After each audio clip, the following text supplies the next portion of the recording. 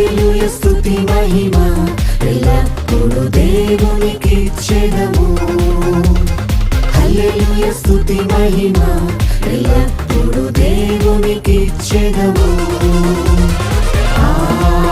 హల్లెలూయా హల్లెలూయా హల్లెలూయా